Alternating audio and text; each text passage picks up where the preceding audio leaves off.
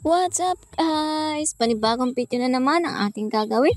Maghahatid ako ngayon sa aking pamangkin sa school niya. Nag-aaral pala siya guys sa Maliktay Elementary School.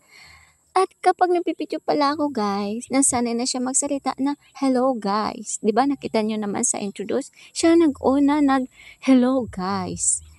Kaya tawang-tawa na naman siya at happy na naman siya dahil papasok na ulit siya sa school. At gustong-gusto niya na pala guys mag-aral kasi syempre madami na siyang makikilalang bagong mga kaibigan at kalaro. At ang pait pala ng kanyang teacher. At ayun na guys, ayaw niya pala guys maglakad kasi baka daw madumihan ang kanyang bagong biling sapatos. Kaya ayun, kinarga ko na lang siya at fast forward nga dumating na ang aming service para papunta sa school.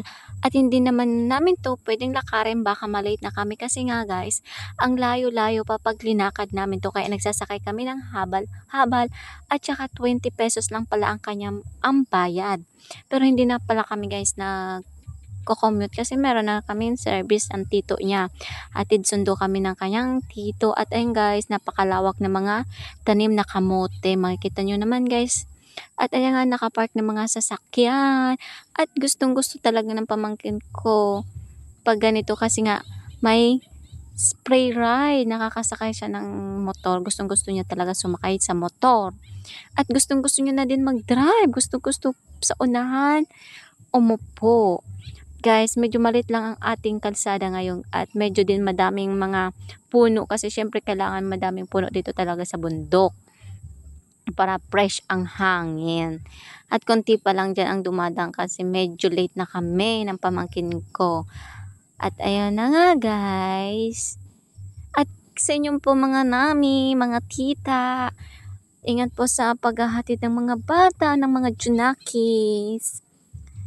Ayan nga guys, ang aming building na pinapasukan ng mga daycare center. Diyan pala sila nag-aaral ang building. Yeah. At liliko na nga tayo guys at magbubundisina na. At ayan guys, madami pala guys na abakada.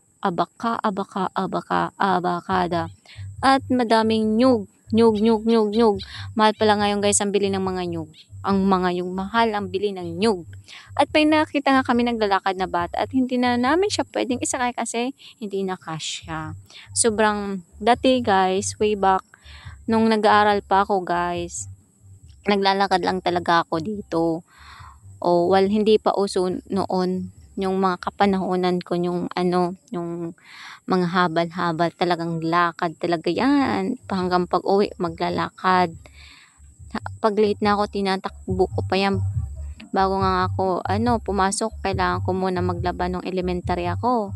Kasi pag hindi ako naglaba, tatambak na naman labahan ko. At ayun nga guys, ang high school na,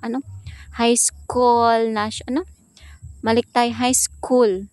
Yun, sobrang ganda ng school at ito ang aming simbahan. At ito yung palitada guys. Pag may piyesta, dito nagaganap ang mga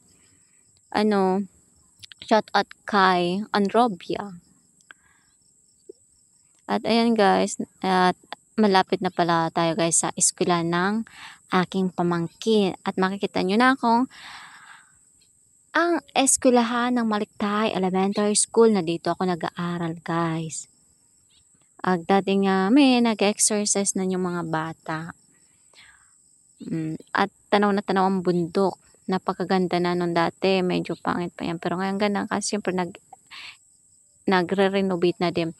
Nagkaroon lang pala ako guys ng award dyan nung grade 6, most industrious. Gutom na gutom si Pau Pau, ang aking inaanak. At mayroon na nga nagtitinda ng isda at dito pala guys kumakain ng mga lugaw. Ang sarap ng luto ni Ate Rose at Ate Ganda. Shout out po sa inyo Ate Rose, Ate Ganda.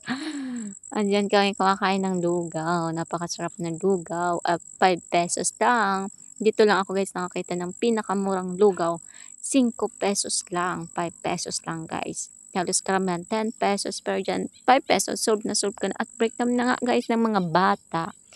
At salamat guys sa inyong panonood. Huwag kalimutan mag-like and share sa Maliktay Elementary School.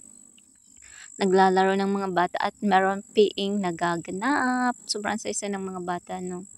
Nagkaroon lang ako dito ng award grade 6, most industrious. Nung elementary wala, as in wala. Hindi kasi ako guys matalino, matalino lang. Bye-bye.